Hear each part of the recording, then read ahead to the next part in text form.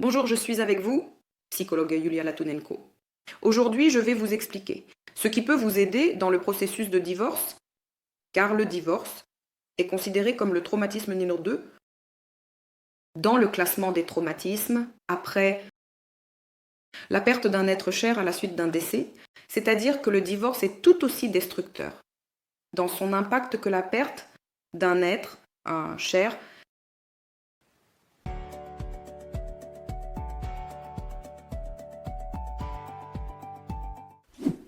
Avant de commencer, je vous rappelle que j'attends avec impatience votre soutien, vos likes, vos abonnements, ainsi que le partage de mes vidéos sur les réseaux sociaux. Cela aide beaucoup à promouvoir ma chaîne YouTube. Nous savons tous qu'il y a des couples qui divorcent et restent amis. On peut dire que c'est un divorce idéal sous condition. Les gens se remercient mutuellement, reconnaissent qu'il y a eu des problèmes dans le couple qui sont impossibles. Pour surmonter cela, ils prennent chacun la responsabilité à 50-50 de leur contribution qui a conduit au divorce. Et ils restent adultes. Dans ce cas, ils ont pris leurs responsabilités et se sont libérés l'un de l'autre sans colère, haine, dispute ni procès. Des combats émotionnels pour les biens qu'ils peuvent tout régler et se séparer de manière à ce que cela n'affecte pas trop leur vie future tout en minimisant le traumatisme des enfants lors du divorce. Mais il n'y a pas beaucoup de couples comme ça. Très souvent, nous avons des exemples de relations et de divorces si destructeurs qu'il s'avère très impossible d'avoir un tel chemin de divorce. Comme je l'ai décrit, plus haut. Et cela se produit généralement lorsque l'un des partenaires est soit un psychopathe, soit un narcissique. De telles relations semblent incapables d'être résolues de manière pacifique. C'est pourquoi ces relations se poursuivent généralement très longtemps et sont basées sur la haine. Il est inhabituel que les partenaires refusent de prendre la responsabilité de leur propre contribution. Les relations sont généralement construites par deux personnes. Deux personnes les maintiennent pendant un certain temps. Mais chez nous, surtout sur YouTube, sur Internet, il est très courant d'adopter une position telle que l'humanisation de la victime. C'est pourquoi il est très commode pour tout le monde d'être la victime dans les relations et de blâmer son partenaire. Mais aujourd'hui, je vais même vous parler de mon expérience quand j'avais 16 ans. Dans une relation avec un homme au caractère narcissique, avec un trouble narcissique, et j'ai réussi à rester en bons termes avec lui après le divorce. Quand j'ai compris que cette relation prenait un chemin si destructeur que je n'avais plus la force, j'étais épuisée de me battre avec cette personne, j'étais prête à laisser tout ce que nous avions accumulé ensemble pendant 16 ans. Et simplement partir, juste pour ne plus voir cette personne, malgré le fait que nous avions un enfant en commun. Et cela affectait aussi l'enfant. Très destructeur. Mais j'ai réussi à être courageuse et à aller de l'avant. Pour une conversation finale avec mon partenaire, je l'ai invité au restaurant. J'ai fixé cette rencontre pour une conversation finale afin de clore ce chapitre pour moi. Par où ai-je commencé? J'ai commencé par le remercier d'avoir été dans ma vie et pour ce que je considère avoir été précieux dans notre relation. Parce que, de toute façon, pour une raison quelconque, les deux partenaires trouvent cette valeur grâce à laquelle ils restent longtemps ensemble dans la vie. C'est pourquoi j'ai remercié pour ce qui m'était précieux, y compris pour le merveilleux enfant que j'ai eu avec cette personne. Mais j'ai dit à mon partenaire, lors de cette rencontre finale, que je prends 50% de responsabilité pour ma participation à ce à quoi nous sommes tous deux arrivés finalement. J'ai indiqué que j'avais un traumatisme d'enfance qu'il ressemblait beaucoup, par son comportement, à ma mère, qu'il faisait avec moi tout ce que ma mère avait fait autrefois. Et je lui ai dit que j'avais une certaine projection sur ma mère lors du choix subconscient d'un partenaire de vie, je cherchais en fait cet objet maternel dont je n'étais pas satisfaite toute ma vie. Et probablement inconsciemment, j'essayais, comme toutes les petites filles infantiles, de trouver dans un partenaire cette bonne et belle mère qui résoudrait tous mes problèmes et qui finirait par m'aimer. Mais mon subconscient me dirigeait vers des partenaires qui, dans toute leur ampleur, pouvaient me montrer mon problème. Personne ne veut être la mère d'un adulte, mais le subconscient et le traumatisme nous mènent précisément vers ces personnes, pour que nous revivions encore et encore la même expérience traumatique de l'enfance. Et finalement, nous en prenons conscience et nous développons en un enfant adulte.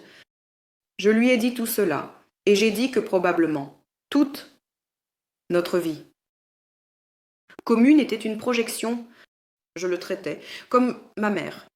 Et bien sûr, il y a aussi ce concept d'identification projective, où nous faisons quelque chose pour que le partenaire ressemble à ce même père ou mère qui nous ont traumatisés dans notre enfance. C'est-à-dire que nous préparons en quelque sorte ce terrain pour que notre traumatisme finisse par se développer et pour que nous puissions encore et encore faire face à nos problèmes inconscients. C'est-à-dire que j'ai pris la responsabilité de mon traumatisme car personne, ni lui, ni une autre personne, et même plus ma mère qui a déjà fait ce qu'elle a fait. Mais maintenant, je suis adulte. Et seul moi peux prendre la responsabilité que je travaille sur mon traumatisme, quel partenaire je choisis. Oui, bien sûr, il y a eu une erreur de choix, mais c'était mon erreur de choix. Et en tant qu'adulte, à ce moment-là, je m'occupais déjà de psychologie très intensément. J'avais déjà commencé à travailler un peu, à pratiquer.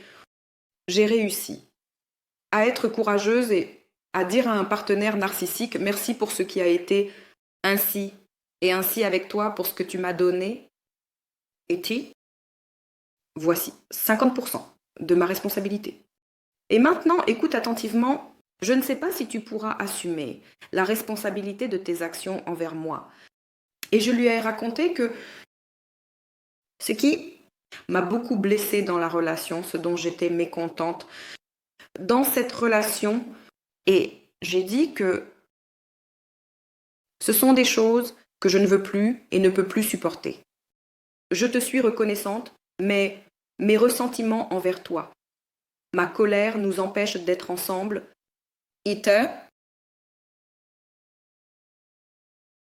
À ce stade de notre relation, je décide de la terminer et je te demande de me laisser partir. Avec la même gratitude que moi, je te laisse partir. Nos images, notre haine, elle a déjà tellement fracturé notre relation que la continuer, je n'y vois aucun sens. Alors, terminons, restons amis. Et vous savez, j'ai été surprise que, bien que je considérais mon partenaire comme un narcissique, et il l'est, j'ai été surprise qu'il ait répondu à une telle impulsion de ma part. Et il m'a dit « Oui, je comprends tout ce que tu dis, en fait. Nous l'avons fait tous les deux, j'ai ma responsabilité, tu as la tienne. » Bien sûr, il n'a pas défini sa responsabilité. Aussi précisément que je l'ai fait, peut-être qu'il n'était même pas sincère, mais cela ne me concernait plus car le plus important pour moi était de lui dire à propos de mes 50% et de lui rendre ces 50% de responsabilité que je voyais dans notre relation, qu'il les prenne. Ou non, ce n'est plus mon problème, c'est le sien. Donc, mon geste, il a privé, continuation, m'a privé de la continuation, de la guerre émotionnelle avec cette personne et nous a permis de rester amis. Depuis, je sais maintenant comment terminer une relation, comment se séparer de manière écologique. Et je n'hésite pas à dire que j'ai eu plusieurs mariages avec tous mes partenaires. Avec mes ex, je reste amie, je peux même les rencontrer, être amis, s'entraider. Nous passons simplement à une autre qualité C'est pourquoi je voulais partager cette expérience avec vous et dire que même si c'est très effrayant, même si vous êtes submergé par la colère, vous pouvez trouver la force en vous pour parler à votre partenaire. De la manière dont je l'ai fait autrefois, il est très important de prendre vos 50% de responsabilité et de laisser 50% à votre partenaire. Parce qu'après tout, vous avez été avec cette personne pendant de nombreuses années et je sais que cela ne vous plaît peut-être pas beaucoup, ma démarche. Parce que c'est plus facile accuser quelqu'un, dire que c'est lui le narcissique, que je suis la victime innocente, ou si c'est un homme, que je suis la victime de ma femme narcissique. Sur Internet, on diabolise le narcissisme. Et vous savez, on induit une attitude envers la victime comme si elle était un ange. Mais nous savons souvent à quel point les victimes peuvent adopter une position toxique dans les relations avec les narcissiques. Elles peuvent provoquer et manipuler. Nous devons être conscients de tout cela, de ce que nous faisons dans les relations et de ce dont nous sommes responsables. C'est donc un geste très courageux. Mais si vous êtes un adulte, vous comprendrez de quoi je parle.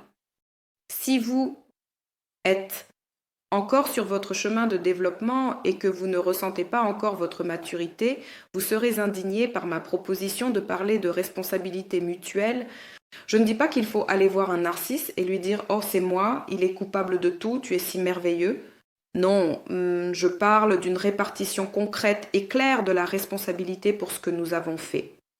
Ensemble de notre mariage, nous y avons participé ensemble, mais beaucoup d'entre vous peuvent me comprendre de cette manière, que vous devez venir et dire à votre partenaire que ma responsabilité réside seulement dans le fait que je permettais de briser mes limites, que je te supportais. C'est une façon de faire. Et elle est un peu sournoise et manipulatrice. Ici, en réalité, vous ne prenez pas vraiment la responsabilité de votre propre participation. On peut dire, oui, je t'ai supporté, tu détruisais, et je permettais tout et supportais. De nombreuses victimes sont tuées de cette façon et reconnaissent leur responsabilité. Mais on peut le dire d'une manière complètement différente. Oui, je suis une personne traumatisée. Oui, j'ai mon traumatisme d'enfance. Oui, j'ai vu en toi une figure parentale et c'est mon problème. Oui, je cherchais une mère idéale qui satisferait tous mes besoins d'enfant et c'est mon problème. Oui, je suis codépendante et c'est mon problème. Mais cela ne s'arrête pas là. J'ai 50% de ma responsabilité. Ta responsabilité, par exemple, réside dans le fait que tu as fait certaines choses et même avec une liste, je peux même vous donner un exemple. Si dans un couple, une personne avec un traumatisme d'abandon est en couple avec un narcissique, on peut le dire ainsi. Menez le dialogue de cette manière. Mais avant de vous dire comment, par exemple, un tel couple peut mener ce dialogue, je vous rappelle que vos abonnements et vos likes me sont très précieux. N'oubliez pas cela. Et écrivez-moi dans les commentaires comment votre séparation s'est déroulée, si vous avez pu rester amis avec votre ancien partenaire. Alors, comment mener, par exemple, un tel dialogue lorsque dans le couple, il y a une personne avec un traumatisme d'abandon, une personne codépendante et le partenaire est, par exemple, un narcissique. On peut dire « j'ai vraiment de mauvaises limites, j'ai peur de la solitude, c'est ma responsabilité, c'est pourquoi je m'accrochais à toi. Je suis une personne codépendante, c'est pourquoi j'ai supporté beaucoup de choses. C'est mon problème d'être codépendante. Je prends une position de victime. Je suis anxieuse, je suis contrôlante. Peut-être que tu n'aimais pas ça et tu étais en colère contre moi. » Ensuite, dire que chacun a sa part de responsabilité. Chaque personne est responsable de ses propres traumatismes, enfants, pour eux-mêmes. Mots, action et réaction. C'est pourquoi. Ensuite, vous retournez vers le partenaire narcissique. Tu n'as pas d'empathie. Tu es dévalorisant, critique. C'est très douloureux et c'est désagréable. Cela tue toute forme de proximité. Tu es une personne émotionnellement froide et tu as fait preuve de beaucoup de condescendance envers moi et cela m'a fait mal. De plus, cela ne me convient pas. Je décide de mettre fin à la relation promotions. De cette manière, on peut simplement partager la responsabilité. Chaque adulte sait partager la responsabilité de ce qui s'est passé à parts égales. On ne peut pas dire que dans une relation où l'un est narcissique et l'autre est victime, l'un est plus coupable que l'autre. C'est une répartition infantile de la responsabilité. Tout de même, il faut tout partager. 5 top, surtout quand il s'agit d'un divorce. C'est tout pour le moment. Abonnez-vous à ma chaîne, mettez un like et partagez mes vidéos sur les réseaux sociaux. Et écrivez aussi, s'il vous plaît, comment s'est déroulé votre divorce ou votre séparation avec votre partenaire. Avez-vous réussi à rester amis